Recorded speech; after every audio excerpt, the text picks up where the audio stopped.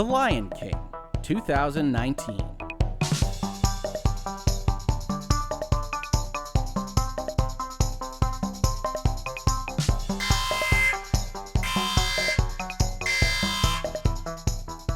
Hello and welcome to another Hoeg Law Postmortem, this time for The Lion King, 2019. Now, to give you a little bit of background on myself and on the postmortem process, if you're new to the channel, postmortems are the time that we take to analyze and talk about what we liked and didn't like about a piece of pop culture that we recently consumed, whether that's a movie or a book or a video game. I've always in my family enjoyed talking about these things after we watch them, after we enjoy them, and what we like and don't like is some of the fun of the process. So welcome to Postmortems. You saw the spoiler warning. You heard the spoiler warning. If you didn't see it, if you're listening to it on a podcast. And so we are going to spoil in depth the plot line of a movie that originally came out 25 years ago in The Lion King. And I will tell you right now that the plot of the new Lion King is ultimately the same. There's a few pieces that are moved around. There are a few beats that are new. But overall, this movie should be considered a remake of that 1994 classic animated film, The Lion King. So with that all being said, I want to talk about the movie a little bit. I want to give some of my biases because I really actually did wind up enjoying this film a lot. If you've been watching social media, if you've been watching Twitter or Facebook or elsewhere, you've probably seen a lot of consternation, a lot of people kind of knocking the visuals of the film, at least in terms of the emotionality that they present. There were some clips shown on some late night television shows, I think specifically of Donald Glover and friends singing Hakuna Matata, that really got kicked around the internet and were very negatively seen. And I think not undeservedly so. I think there are certainly some qualms that I have with the choices that were made in the movie. But I think ultimately what they decided to do with it is interesting enough that it's a worthwhile addition to the lore, the folks that love The Lion King. And so I think like most circumstances where you can judge something based on a clip that you see on John Oliver or you see on Colbert or wherever, it's not really fair to the entire movie. Sometimes it's better and sometimes it's worse based solely off that clip. And I think in all honesty, by the time that you get to that Hakuna Matata point in the movie, you've probably grown accustomed to the visuals that they're showing you, and it pretty much works. I'm not saying it's as good as the original classic. I will tell you from my perspective, The Lion King from 1994 is my favorite Disney animated movie. I don't know that I've talked about it much in Virtual Legality or on this channel, but in terms of stories, the ones that really work for me are often tales of generational legacy, whether that's fathers and sons or mothers and daughters or fathers and daughters or whoever that might be, and taking on, assuming the mantle of leadership, taking the position of the parent, otherwise kind of taking a role in the world at large. And The Lion King, obviously, if you're familiar with the story at all, is very much about that kind of plot. It's very much about Simba learning from his father, Mufasa, Mufasa ultimately having some troubles with his brother who wants to seize the throne, and then Simba giving up that mantle of leadership, giving up that mantle of responsibility for huge sections of the movie before he ultimately decides to come back. And like I said, it's my favorite movie.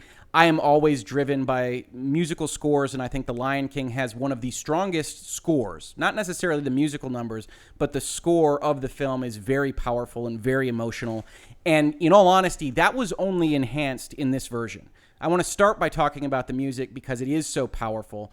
In 2019, I think there's a lot more ability to mix and match different instruments, different vocal stylings within a movie score, and so you get this great depth, you get this great fluidity of this music that's absolutely recognizable. They're all basically remakes of the music that you heard in 1994, with one exception, which is a Beyonce edition, which I didn't like when I heard it on Spotify.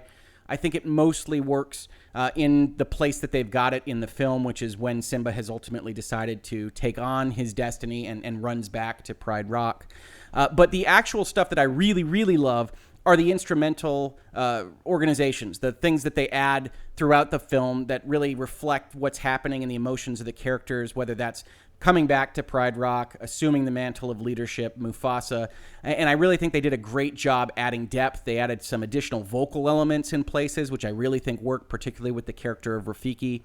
And I think that the music, like in 1994, is so good that it really drives home a lot of the emotionality of the plotline when the visuals maybe can't carry that load as well as the 1994 Lion King did. In 1994, obviously, it's a hand-drawn animated movie. They can have very exaggerated actions, very exaggerated characteristics. The lions are basically emoting like humans are, and the other animals are as well. And that's not the case here.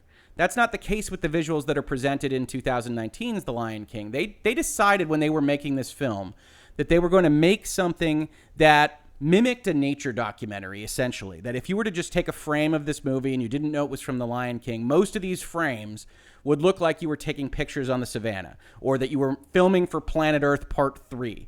And I think, for the most part, it works. It works in a lot of instances. I will admit that at the very start of the movie, when you're watching the Circle of Life sequence and you see the sun and it's a normal sun and it's not that bright red sun, and you're seeing the animals and they look like normal animals, and you're hearing a new version of Circle of Life, which isn't the same one that you've essentially memorized if you watch The Lion King as much as I have in the past 25 years, that it's all a little jarring. It's all a little discombobulating when you first sit down in the movie theater.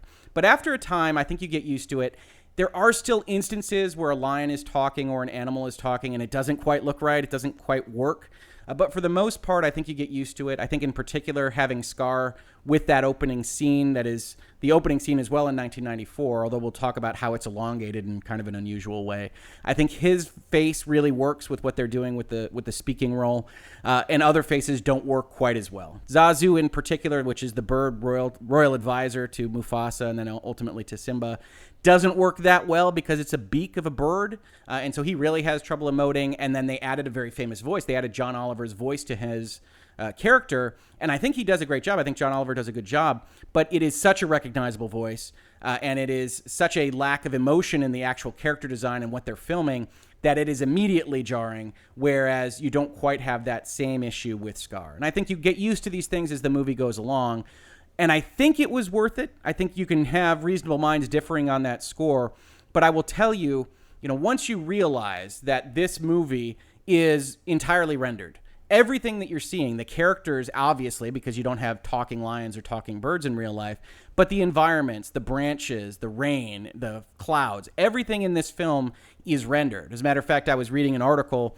earlier this week from Wired about how Jon Favreau actually filmed, quote unquote, this entire movie in virtual reality, that they had virtual reality sets, they had real life cameras, which aren't exactly cameras, but they're VR equipment that could do camera moves from an actual camera operator, and that they scheduled the entire film that way, rather than having kind of layouts and exact storyboards that you might see in Pixar or the earlier days of animation. This is essentially VR filming in an entirely VR environment that was then able to be taken from what was a blocky VR environment, handed over to all the computers and all the servers and all the animators, and made to look absolutely glorious. And I will say, we're not that many years removed from Pixar really celebrating that Sully in Monsters, Inc. had hair on him, and you look at the shots in this movie, and they really do look real. You really do see everything as real as it would be if you filmed it in real life, outside of some of the movements and obviously the speaking of the animals. And it is stunning to contemplate in that way. I will say it's so stunning that you can actually get into a kind of reverse uncanny valley effect, or whatever that would be for animals and the African savanna, which is to say, after a certain point, you kind of forget that it's not real, and you look at it and you say, well, I think that shot could be jazzed up a little bit, maybe the lighting could be a little bit better there, and you say, oh, well, actually, this is all animated, this is all rendered, and that's maybe a little bit unfair, because this isn't actually real life, this isn't actually something that has been filmed. But for the most part, the visuals are absolutely stunning. And if you've got a background like mine, which is technologically based, I love video games. I've loved watching the advancement of video games and virtual reality and the improvement in graphics throughout my entire life. At bare minimum, regardless of how you feel about this interpretation of the story, this is a very cool technological demonstration of what movies can be, what they can do with rendering and enough money put behind them. And I really do think it is a peek into the future of movie making, because this is so incredible how it actually depicts what's being shown on screen, that I think it's worth looking at if you're at all interested in, quote unquote, the graphics of movies. If you're just looking at it as a technological demo for the brand new graphics 3D card of the Disney Lion King presentation, I think it's worthwhile to see, because it is stunning in so many moments. But that being said, if that's not your jam, if you're not that interested in the visuals and the rendering and the technology here, I will say bar none, the original Lion King is a superior movie to this one. The original Lion King is snappier. It has those emotive expressions from the lions. It has a few better musical numbers, and we'll talk about some of the damage they did to one of my favorite musical numbers in just a second. And it's overall the better movie. But like a cover band or like anything else that you really love, a translation, if you really love a book and you're still eager to see it as a movie, even though you know in your heart a 2-hour movie is not going to be able to capture the nuance of a significantly long book that you love dearly, you still want to go see it in the movie theater because you want to see how somebody has interpreted it, that it still offers you some value to go see a translation of that type, to go listen to a cover of a song that you used to love from a new band that has a new style. And I think 2019 Walt Disney is entirely different from 1994 Walt Disney, so much so that this is essentially a cover of their own track. And I think like a cover, like a translation of a book, if you love the Lion King story, and I do, there's a lot to like about what they've actually put on the screen because it's a new interpretation. How do you interpret that stampede scene when you're going to do it realistically? How do you interpret that scene where Simba talks to his father in the clouds? And I will tell you, I really like how they interpreted it. They really had only a cloud formation that had the vaguest outlines of a lion head that we were used to in the animated original.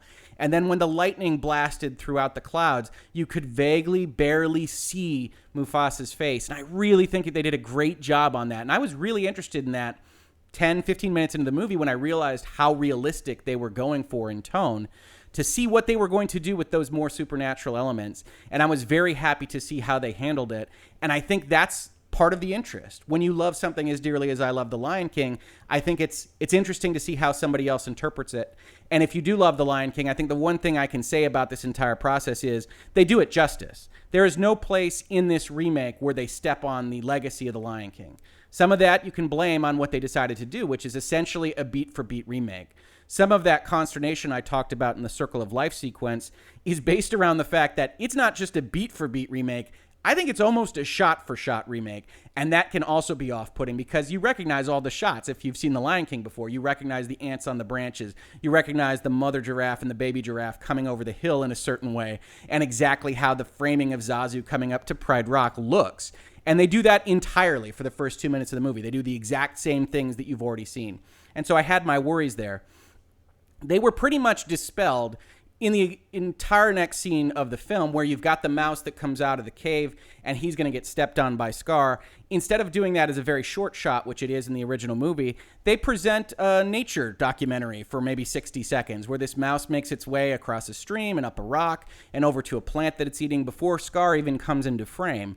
And at the time I'm looking at it going, well, I guess that's 1 minute of the 30 minutes of additional time that this movie runs. But I wasn't really expecting that. And so it does at least assure you that it's not going to be the exact same identical movie, even if I'm not sure I would spend 60 seconds watching this mouse, other than the mouse, Disney, showing off what it can do with its technology, which is, again, very, very impressive.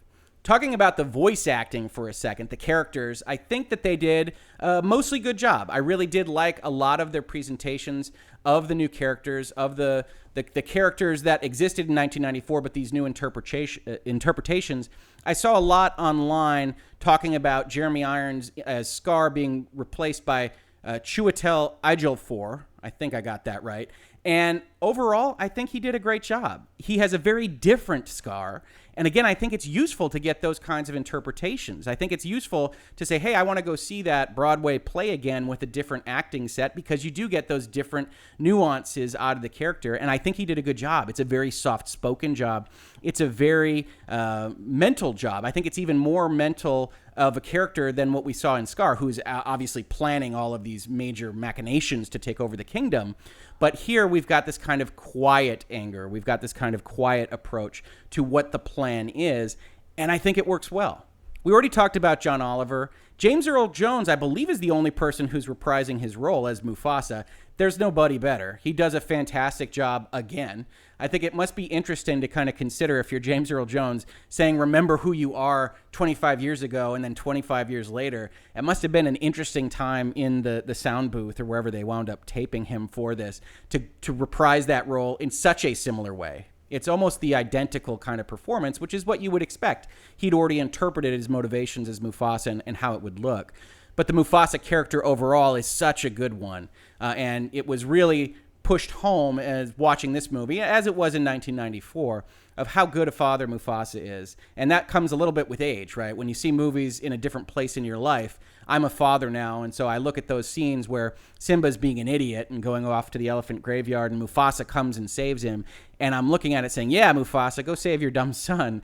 And when I was a kid, I would used to watch that a little bit more from the kid side of the perspective.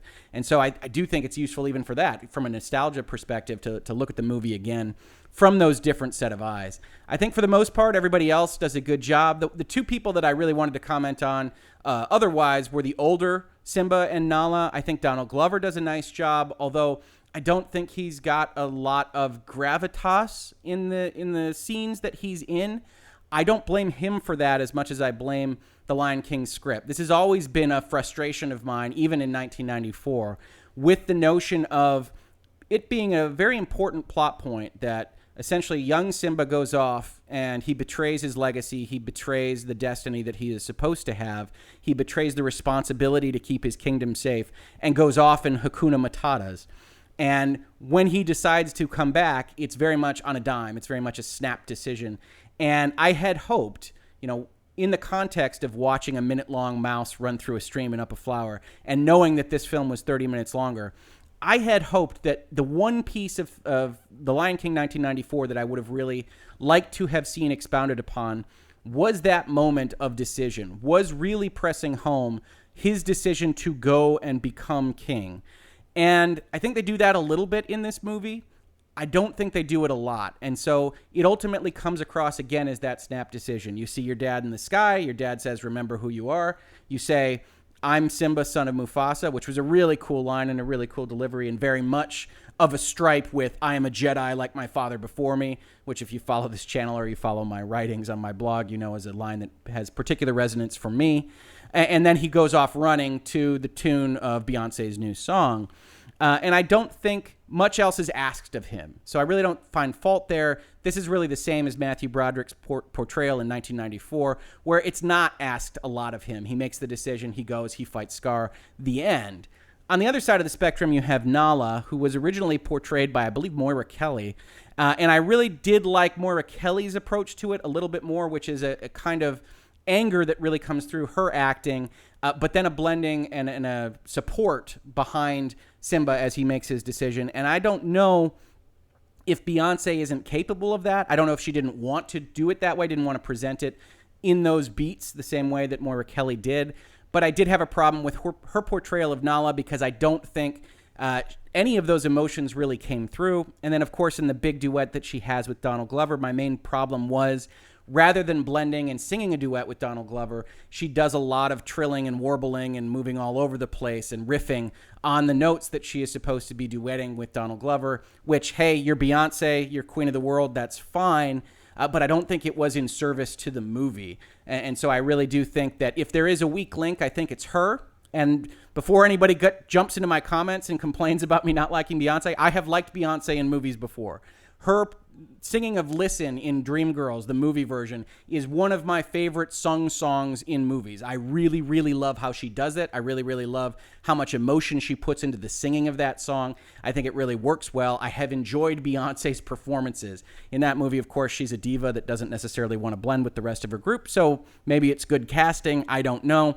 But I don't think she did a stellar job, or at least as stellar of a job as the rest of the vocal cast in this film. In particular, I do think that young Simba and young Nala do a great job. I like them better than the Home Improvement kid as Simba, and I don't know who young Nala was in 1994. Otherwise, not a lot stands out. You've got Timon and Pumbaa, of course. I think Seth Rogen does a fine job with Pumbaa, but very similar to the original Pumbaa. Billy Eichner's Timon is odd. I mean, it's different than Nathan Lane's, and so it's interesting to kind of follow what he's doing differently. I don't hate it. I don't love it. It's not as endearing as the older performance, in my opinion. But maybe that'll grow on me. And certainly, Timon and Pumbaa is one of the places in the film where they've taken a lot of steps to really change up the humor just a little bit. It doesn't go too far into modern humor, but they do change a few things from the original movie. They do have a couple of good lines. They were clearly riffing on each other, Rogen and Eichner. And so I think they had a lot of fun with that, and they did get me to laugh a couple times from this story that I had already seen, 24 times. So good on them for that. And I think that's really the vocal cast. I really don't have a lot of complaints for the performances that they gave.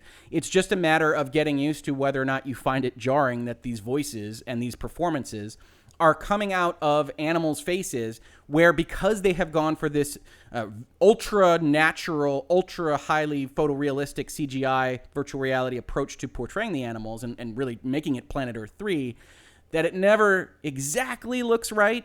And though you can get used to it, I'm not positive that was the right decision. I'm not positive it wasn't, but it is one of those things where I can imagine, much like virtual reality itself, it's going to work better for some people than others. I can get over it. If you told me, hey, Rick, I couldn't get over it, I would absolutely believe you. In terms of other things that I wanted to hit in talking about this actual movie, I wanted to say Rafiki, the new character, the monkey character, is pretty magical. They do a lot of good work. Adding the new music, adding the new instrumental arrangements to the scenes that he appears in. He actually gets a moment of glory in the final battle now. They really try to portray that final battle as all the characters that you have seen coming together in, I think, a more organic way than was really shown in 1994, which I liked. I really did like a lot. But ultimately, I don't know that his character is much changed. Otherwise, the only other thing I wanted to add on kind of the musicals and the character side of things is that they did Be Prepared dirty.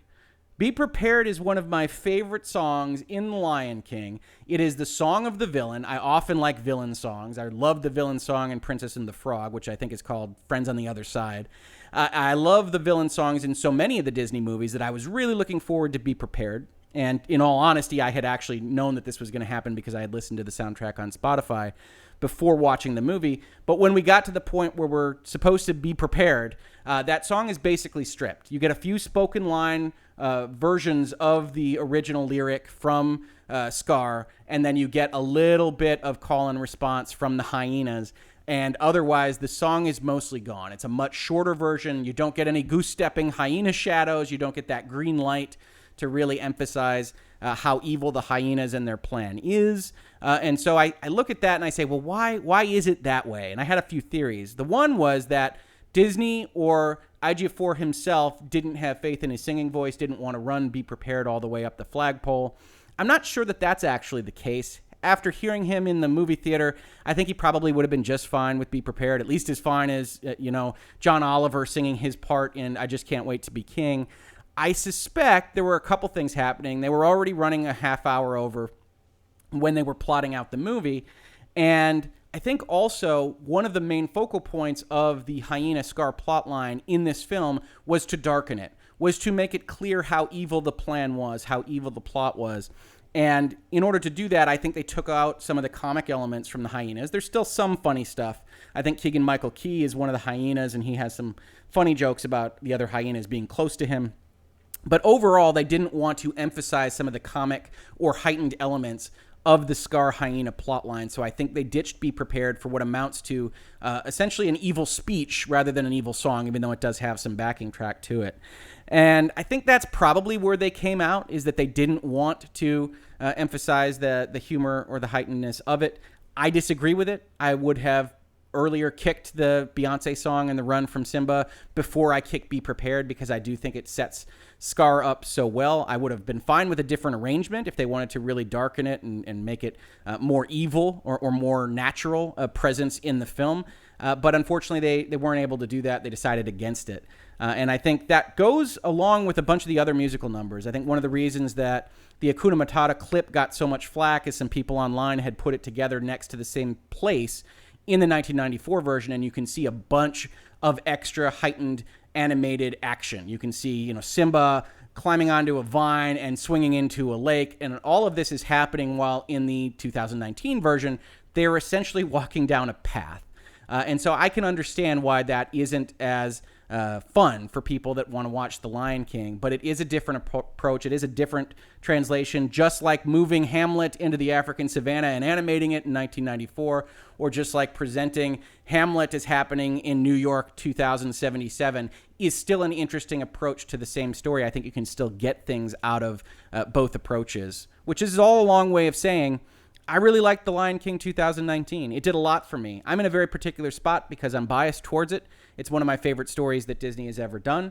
I really like seeing technology advance, and this is a great example of technology advancing, much like Avatar was back for 3D and virtual 3D in movies. I think this is great if you are interested in seeing the future of rendering and CGI technology. It's good for that reason alone. On top of that, it's got a great musical score with improvements to the 1994 score in the arrangements and in the vocalizations. And I think overall, it's still a great plot. So while I think the 1994 version is superior, I think 2019's version is good and well worth seeing. And that's really why I wanted to do this postmortem today. If you like this, please subscribe to the channel. Mostly we're talking about law and business of information technology services, video games, and software, but we're also often doing postmortems and first impressions of video games and television shows. The most recent of which on the postmortem side was we did every episode of the Game of Thrones final season. So if you like this analysis and you watched Game of Thrones, please check that out. You will find me significantly less positive about my experiences with Game of Thrones. So apologies there. I do try to be positive. I do try to find the silver lining in these movies and in these TV shows, but I just couldn't with the end of Game of Thrones. So be forewarned about that. Otherwise, if you listen to this on a podcast, thank you so much for listening. Please review the channel on the podcast service you're listening to it on. And thanks again. I will catch you on the next postmortem.